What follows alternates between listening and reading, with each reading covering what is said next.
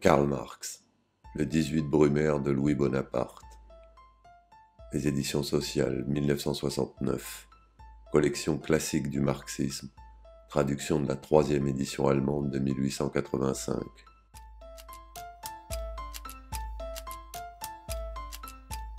« 2. Reprenons le fil des événements. L'histoire de l'Assemblée nationale constituante, à partir des journées de juin, est l'histoire de la domination et de la désagrégation de la fraction bourgeoise républicaine. Cette fraction, que l'on connaît sous le nom de républicains tricolores, de républicains purs, de républicains politiques, de républicains formalistes, etc. Sous la monarchie bourgeoise de Louis-Philippe, cette fraction avait constitué l'opposition républicaine officielle et avait été par conséquent une partie intégrante reconnue du monde politique de cette époque.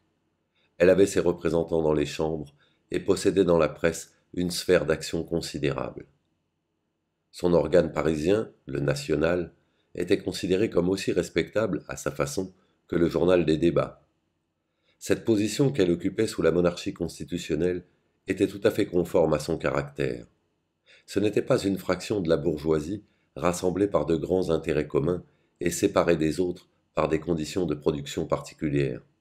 C'était simplement une coterie de bourgeois, d'écrivains, d'avocats, d'officiers et de fonctionnaires d'esprit républicain et dont l'influence reposait sur l'antipathie personnelle que le pays ressentait à l'égard de Louis-Philippe, sur les souvenirs de l'ancienne République, sur les convictions républicaines d'un certain nombre d'enthousiastes et surtout sur le nationalisme français, dont elle entretenait soigneusement la haine à l'égard des conventions de Vienne et de l'alliance avec l'Angleterre. Une grande partie de l'influence que le National possédait sous Louis-Philippe était due précisément à cet impérialisme masqué.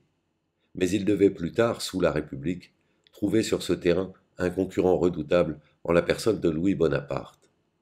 Il combattait l'aristocratie financière comme le faisait alors tout le reste de l'opposition bourgeoise. Ces polémiques contre le budget, qui étaient liées en France à la lutte contre l'aristocratie financière, lui procuraient une popularité à trop bon marché et fournissaient une trop riche matière à des articles leaders puritains pour ne pas être exploités.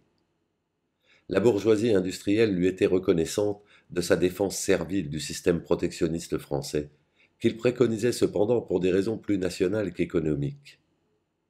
L'ensemble de la bourgeoisie lui tenait compte de ses dénonciations haineuses du communisme et du socialisme.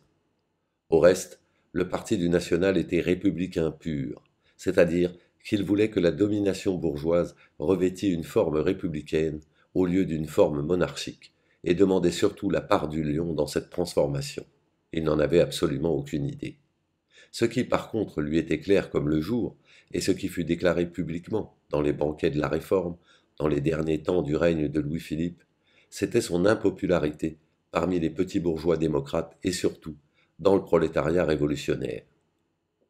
Ces républicains purs, comme c'est d'ailleurs naturel de la part de républicains purs, étaient déjà sur le point de se contenter tout d'abord d'une régence de la duchesse d'Orléans, lorsqu'éclata la Révolution de février, qui offrit à ses représentants les plus connus une place dans le gouvernement provisoire. Ceux-ci possédaient naturellement d'avance la confiance de la bourgeoisie et la majorité à l'Assemblée nationale constituante. Les éléments socialistes du gouvernement provisoire furent immédiatement exclus de la commission exécutive nommée par l'Assemblée nationale dès sa première réunion, et le parti du National profita de l'insurrection de juin pour dissoudre également la commission exécutive et se débarrasser ainsi de ses rivaux les plus proches, les républicains petits bourgeois ou démocrates, Ledru-Rollin, etc., Cavaignac, le général du parti républicain bourgeois, qui avait dirigé la bataille de juin, remplaça la commission exécutive, investie d'une sorte de pouvoir dictatorial. Marrast, ancien rédacteur en chef du National, fut nommé président perpétuel de l'Assemblée nationale constituante, et les ministères, ainsi que tous les autres postes importants, échurent aux républicains purs. La fraction des républicains bourgeois, qui se considérait depuis longtemps comme l'héritière légitime de la monarchie de Juillet, se trouvait ainsi avoir dépassé son idéal. Mais elle arrivait au pouvoir non pas comme elle l'avait rêvé sous Louis-Philippe, à la suite d'une révolte libérale de la bourgeoisie contre le trône, mais à la suite d'un soulèvement, réprimé à coups de mitraille, du prolétariat contre le capital. ce qu'elle s'était imaginé comme devant être l'événement le plus révolutionnaire se passa en réalité comme l'événement le plus contre-révolutionnaire. Le fruit tombait dans ses mains, mais il provenait de l'arbre de la science et non de l'arbre de la vie. La domination exclusive des républicains bourgeois ne dura que du 24 juin au 10 décembre 1848. Son histoire se résume dans l'élaboration de la Constitution républicaine et dans la proclamation de l'état de siège à Paris. La nouvelle Constitution n'était au fond que l'édition républicaine de la Charte constitutionnelle de 1830. Le système censitaire étroit de la monarchie de Juillet, qui excluait une grande partie de la bourgeoisie elle-même du pouvoir politique, était incompatible avec l'existence de la République bourgeoise. La Révolution de février avait immédiatement proclamé à la place de ce cens le suffrage universel direct. Les républicains bourgeois ne pouvaient pas faire que cet événement n'eût eu lieu. Ils durent se contenter d'y adjoindre la clause restrictive de l'obligation d'une résidence de 6 mois dans la circonscription électorale. On conserva l'ancienne organisation administrative, municipale, judiciaire, militaire, etc. Et, là où la Constitution la modifia, cette modification porta uniquement sur la table des matières et non sur le contenu, sur le mot et non sur la chose. L'inévitable état-major des libertés de 1848, liberté personnelle, liberté de la presse, de la parole, d'association, de réunion, d'enseignement, des cultes, etc., reçut un uniforme constitutionnel qui le rendait invulnérable. Chacune de ces libertés fut proclamée comme un droit absolu du citoyen français, mais avec une réserve constante qu'elles étaient illimitées dans la mesure seulement où elles ne se heurtaient pas aux droits égaux d'autrui et à la sûreté publique, ainsi qu'aux lois précisément chargées d'assurer cette harmonie. Par exemple, les citoyens ont le droit de s'associer, de s'assembler paisiblement et sans armes, de faire des pétitions et d'exprimer leurs opinions par la presse ou par tout autre moyen. La jouissance de ces droits n'a d'autre limite que les droits égaux d'autrui et la sûreté publique. Chapitre 2 de la Constitution française, paragraphe 8. L'enseignement est libre, la liberté de l'enseignement doit être exercée dans les conditions fixées par la loi et sous le contrôle suprême de l'État. Paragraphe 9.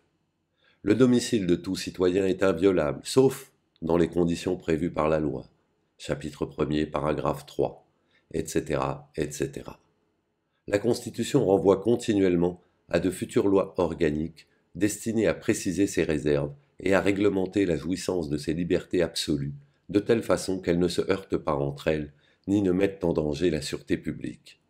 Et, dans la suite, les lois organiques ont été conçues par les amis de l'ordre, et toutes ces libertés réglementées de telle façon que la bourgeoisie put en jouir sans se heurter aux droits égaux des autres classes de la société. Dans tous les cas où ces lois organiques interdirent complètement ces libertés aux autres classes, ou n'en permirent la jouissance que dans des conditions qui sont autant de pièges policiers, ce fut chaque fois uniquement dans l'intérêt de la sûreté publique, autrement dit, de la sûreté de la bourgeoisie, conformément aux prescriptions de la Constitution. C'est pourquoi dans la suite on put, de deux côtés, se prévaloir à bon droit de la Constitution, aussi bien les amis de l'ordre, qui supprimaient toutes ces libertés, que les démocrates, qui les réclamaient intégralement. Chaque paragraphe de la Constitution contient en effet sa propre antithèse, sa chambre haute et sa chambre basse. Dans le texte, la liberté, dans la marge, la suppression de cette liberté. Par suite, tant que le mot de liberté fut respecté et que seule sa réalisation véritable fut interdite par les voies légales s'entend, l'existence constitutionnelle de la liberté resta entière, intacte, bien que son existence réelle fût totalement anéantie. Cette constitution, si subtilement rendue inviolable, était cependant comme Achille vulnérable en un point, non pas au talon, mais à la tête, ou plutôt aux deux têtes dans lesquelles elle se perdait, l'Assemblée législative d'un côté, le président de l'autre. Que l'on feuillette la Constitution, et l'on se rendra compte que seuls les paragraphes où sont fixés les rapports du président avec l'Assemblée législative sont absolus, positifs, sans contradiction possible, impossibles à tourner. Il s'agissait en effet ici, pour les républicains bourgeois, de leur propre sûreté. Les paragraphes 45 à 70 de la Constitution sont rédigés de telle façon que, si l'Assemblée nationale peut écarter le président constitutionnellement, ce dernier ne peut se débarrasser de l'Assemblée nationale que par voie inconstitutionnelle, en supprimant la Constitution elle-même. Elle provoque ainsi par conséquent sa propre suppression violente. Elle ne sanctifie pas seulement, comme la charte de 1830, la séparation des pouvoirs, elle l'élargit jusqu'à la contradiction la plus intolérable. Le jeu des pouvoirs constitutionnels, c'est ainsi que Guizot appelait les querelles parlementaires entre pouvoir législatif et pouvoir exécutif, joue constamment va-banque dans la Constitution de 1848. D'un autre côté, 750 représentants du peuple, élus au suffrage universel et rééligibles, constituant une Assemblée nationale irresponsable, indissoluble, indivisible, une Assemblée nationale jouissant d'une toute-puissance législative, décidant en dernière instance en matière de guerre, de paix et de traités de commerce, possédant seul le droit d'amnistie et, par son caractère permanent, occupant constamment le devant de la scène. De l'autre côté, le président, avec tous les attributs de la puissance royale, le droit de nommer et de révoquer ses ministres indépendamment de l'Assemblée nationale, ayant en main tous les moyens d'action du pouvoir exécutif, disposant de tous les emplois et disposant ainsi en France de l'existence de plus d'1,5 million d'hommes, car tel est le nombre de ceux qui dépendent des 50 000 fonctionnaires et des officiers de tout grade. Il a le commandement de toutes les forces armées du pays. Il jouit du privilège de gracier quelques criminels, de suspendre les gardes nationaux, de révoquer, d'accord avec le Conseil d'État, les conseillers généraux, cantonaux, municipaux, élus par les citoyens eux-mêmes. Il a l'initiative et la direction de toutes les négociations avec l'étranger. Tandis que l'Assemblée reste constamment sur la scène, exposée à la critique de l'opinion publique, il mène une vie cachée, aux Champs-Élysées, ayant sous les yeux et dans son cœur l'article 45 de la Constitution, qui lui crie tous les jours « Frère, il faut mourir ! Ton pouvoir cesse le second dimanche du joli mois de mai, dans la 4e année de ton élection. Alors, c'en sera fini de la splendeur. Il n'y aura pas de seconde représentation. Et si tu as des dettes, réfléchis à temps aux moyens de les payer sur les 600 000 francs que t'alloue la Constitution. À moins que tu ne préfères partir pour Clichy, le 2e lundi du joli mois de mai. » Si la Constitution donne au président le pouvoir effectif, elle s'efforce du moins d'assurer à l'Assemblée nationale le pouvoir moral. Mais, outre qu'il est impossible de créer un pouvoir moral à l'aide d'articles de loi, la Constitution se détruit encore une fois elle-même en faisant élire le président au suffrage direct par tous les Français. Tandis que les suffrages de la France se dispersent sur les 750 membres de l'Assemblée nationale, ils se concentrent ici, par contre, sur un seul individu. Alors que chaque député ne représente que tel ou tel parti, telle ou telle ville, telle ou telle tête de pont, ou même la simple nécessité d'élire un 750e individu quelconque, opération dans laquelle on ne se montre pas plus difficile pour l'homme que pour la chose, il est, lui, l'élu de la nation, et son élection est l'atout que le peuple souverain joue une fois tous les 4 ans. L'Assemblée nationale élue est unie à la nation par un rapport métaphysique, mais le président élu à elle par un rapport personnel. L'Assemblée nationale représente bien dans ses différents membres les aspects multiples de l'esprit national, mais c'est dans le président que ce dernier s'incarne. Il a en face d'elle une sorte de droit divin. Il est par la grâce du peuple. Thésis, la déesse de la mer, avait prédit à Achille qu'il périrait dans la fleur de la jeunesse. La Constitution, qui avait son point vulnérable comme Achille, pressentait comme lui qu'elle mourrait d'une mort prématurée. Il suffisait aux républicains purs de la Constituante de jeter du ciel nébuleux de leur république idéale un regard sur le monde profane pour se rendre compte de l'arrogance des royalistes, des bonapartistes, des démocrates, des communistes, et de leur propre discrédit, croissait de jour en jour, à mesure qu'ils se rapprochaient davantage du couronnement de leur grand chef-d'œuvre législatif, sans que Thésis eût besoin pour cela de quitter la mer et de leur confier son secret. Ils essayèrent de tromper le destin au moyen d'une ruse constitutionnelle, à l'aide du paragraphe 111 de la Constitution, au terme duquel toute proposition de révision de la Constitution ne peut être votée après 3 débats successifs séparés par un intervalle d'1 mois que par une majorité d'au moins 3/4 des voix, à condition encore que 500 membres au moins de l'Assemblée nationale participent au vote. Ce n'était là de leur part qu'une tentative désespérée d'exercer encore, en tant que minorité parlementaire, à laquelle ils se voyaient prophétiquement déjà réduits, un pouvoir qu'ils voyaient s'échapper tous les jours davantage de leurs mains débiles, au moment même où ils disposaient de la majorité parlementaire et de tous les moyens d'action du pouvoir gouvernemental. Enfin, dans un paragraphe mélodramatique, la Constitution se confiait elle-même à la vigilance et au patriotisme du peuple français tout entier, comme de chaque Français en particulier. Fin de citation, après avoir dans un autre paragraphe signalé les vigilants et les patriotes à l'attention délicate et criminelle du tribunal suprême qu'elle avait inventé elle-même, à savoir la Haute Cour. Telle était la Constitution de 1848, qui fut renversée le 2 décembre 1851, non par une tête, mais par le simple contact d'un chapeau. Il est vrai que ce chapeau était le tricorne de Napoléon. Tandis que les bourgeois républicains étaient occupés à l'Assemblée à fignoler, à discuter et à voter cette Constitution, Cavaignac maintenait en dehors de l'Assemblée l'état de siège à Paris. La proclamation de l'état de siège à Paris avait servi à la constituante d'accoucheuse dans les douleurs de son enfantement républicain.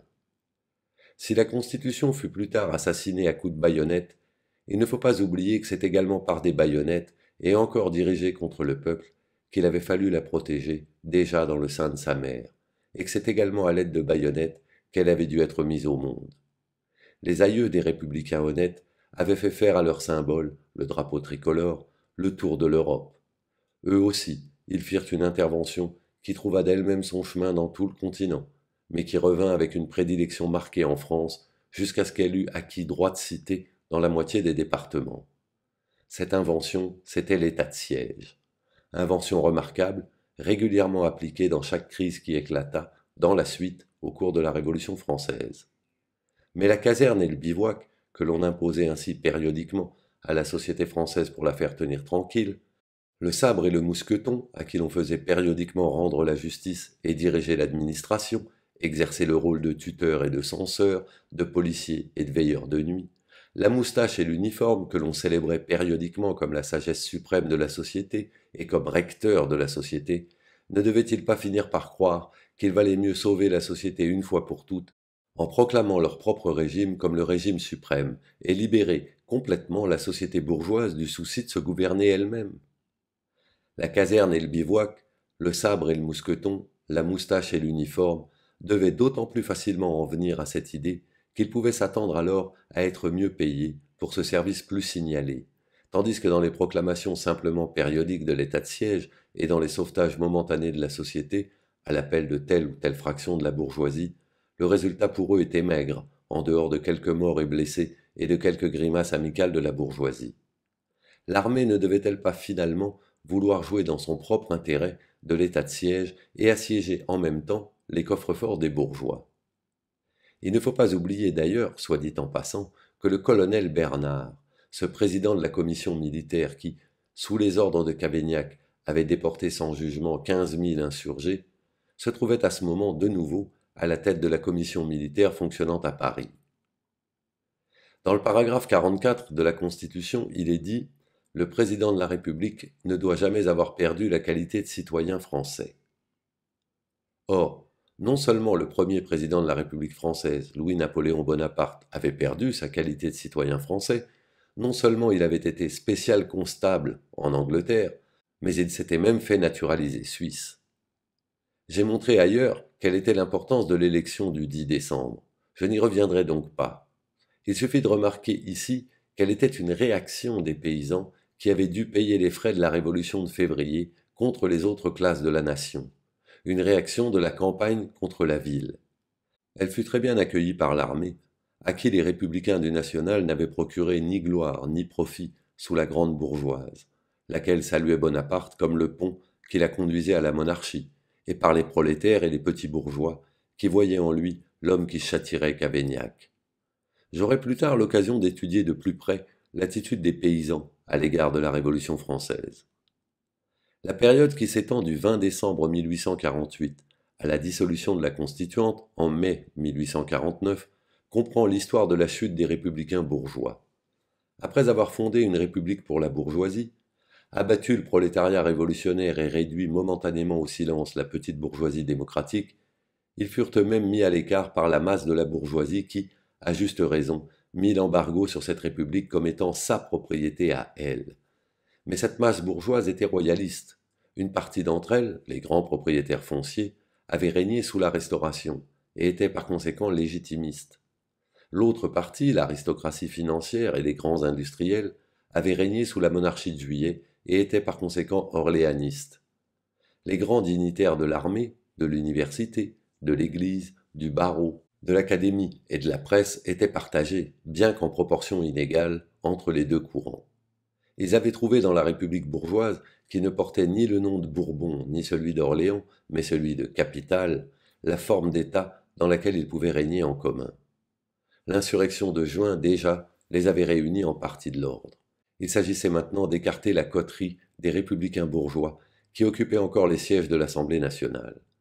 Autant ces purs républicains avaient fait preuve de brutalité en employant la violence contre le prolétariat, autant ils furent lâches, pusillanimes, timides, humbles, sans défense, en reculant maintenant qu'il s'agissait précisément de défendre leur républicanisme et leur pouvoir législatif contre le pouvoir exécutif et les royalistes.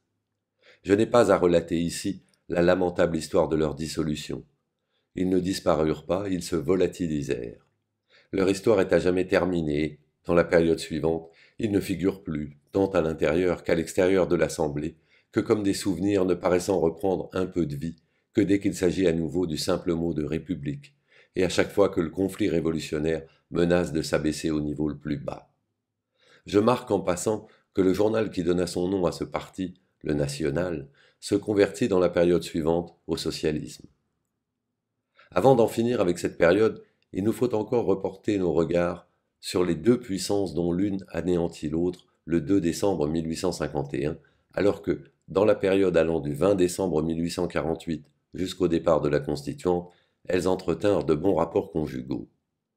Nous voulons parler de Louis Bonaparte d'une part et du parti des royalistes coalisés, parti de l'ordre, de la grande bourgeoisie d'autre part. Dès le début de sa présidence, Bonaparte constitua immédiatement un ministère du parti de l'ordre, à la tête duquel il plaça Odilon Barrot, nota bene, l'ancien chef de la fraction la plus libérale de la bourgeoisie parlementaire. M. Barrot avait enfin réussi à obtenir le ministère dont la poursuite le hantait depuis 1830, et, plus encore, la présidence de ce ministère, mais non pas, comme il se l'était imaginé sous Louis-Philippe, en qualité de leader le plus avancé de l'opposition parlementaire, mais avec la mission d'assassiner un parlement et comme allié de ses ennemis jurés, les jésuites et les légitimistes. Il ramenait enfin la fiancée à la maison, mais seulement après qu'elle se fût prostituée. Quant à Bonaparte lui-même, il s'éclipsa totalement en apparence. Le parti de l'ordre agissait pour lui. Dès la première réunion du Conseil des ministres, on décida l'expédition de Rome, et l'on se mit d'accord pour l'entreprendre à l'insu de l'Assemblée nationale, et à lui arracher sous un faux prétexte les crédits nécessaires. On commença ainsi par une escroquerie à l'égard de l'Assemblée nationale et par une conspiration secrète avec les puissances absolues de l'étranger contre la République romaine révolutionnaire. C'est de la même façon et au moyen des mêmes manœuvres que Bonaparte prépara son coup du 2 décembre contre la législative royaliste et sa République constitutionnelle. N'oublions pas que le même parti qui, le 20 décembre 1848, fournit à Bonaparte son ministère, constitua le 2 décembre 1851 la majorité de l'Assemblée législative. La Constituante avait décidé au mois d'août de ne se dissoudre qu'après avoir élaboré et promulgué toute une série de lois organiques destinées à compléter la Constitution. Le Parti de l'Ordre lui proposa, le 6 janvier 1849, par l'intermédiaire de son représentant Rateau, d'abandonner les lois organiques et de décider sa propre dissolution. Non seulement le ministère, M. Odilon Barrot en tête, mais tous les membres royalistes de l'Assemblée nationale lui déclarèrent sur un ton de maître que sa dissolution était nécessaire au rétablissement du crédit, à la consolidation de l'ordre pour mettre fin au provisoire actuel et créer un état de choses définitif, que l'Assemblée gênait le travail du nouveau gouvernement, qu'elle cherchait à prolonger son existence par simple esprit de rancune et que le pays était fatigué d'elle. Bonaparte nota soigneusement toutes ses invectives contre le pouvoir législatif, les apprit par cœur et prouva, le 2 décembre 1851, aux royalistes du Parlement, qu'il avait appris à leur école. Il retourna contre eux leurs propres arguments. Le ministère Barrot et le Parti de l'Ordre allèrent plus loin. Ils suscitèrent par toute la France des pétitions à l'adresse de l'Assemblée nationale, dans laquelle celle-ci était priée très amicalement de disparaître. C'est ainsi qu'ils dressèrent contre l'Assemblée nationale, expression constitutionnelle organique du peuple, ces masses inorganisées. Ils apprirent à Bonaparte à en appeler des assemblées parlementaires au peuple. Enfin, le 29 janvier 1849 vint le jour où la Constituante devait décider de sa propre dissolution. L'Assemblée trouva le lieu de ces séances occupé militairement. Changarnier, le général du Parti de l'Ordre, entre les mains duquel était réuni le commandement suprême de la garde nationale et des troupes de ligne, passa en revue de nombreuses troupes à Paris, comme si l'on était à la veille d'une bataille, et les royalistes coalisés déclarèrent d'un ton menaçant à la Constituante qu'on emploierait la violence si elle ne se montrait pas docile. Elle fut docile et ne marchanda qu'une très brève prolongation d'existence. Que fut le 29 janvier, sinon le coup d'État du 2 décembre 1851, réalisé cette fois-ci contre l'Assemblée nationale républicaine par les royalistes avec la collaboration de Bonaparte. Ces messieurs ne remarquèrent pas, ou ne voulurent pas remarquer, que Bonaparte profita du 29 janvier 1849 pour faire défiler devant lui, aux Tuileries, une partie des troupes, et saisit avidement l'occasion de cette première levée de troupes dirigée contre le pouvoir parlementaire pour faire présager Caligula. Mais ils ne voyaient que leur Changarnier. Les lois organiques destinées à compléter la Constitution, telles que les lois sur l'enseignement, sur les cultes, etc., étaient l'une des raisons qui poussait tout particulièrement le Parti de l'Ordre à abréger de façon violente l'existence de la Constituante. Il était de toute première importance pour les royalistes coalisés de faire eux-mêmes les lois et de ne pas les laisser faire par les républicains devenus méfiants. Parmi ces lois organiques, d'ailleurs, il y en avait une relative à la responsabilité du président de la République.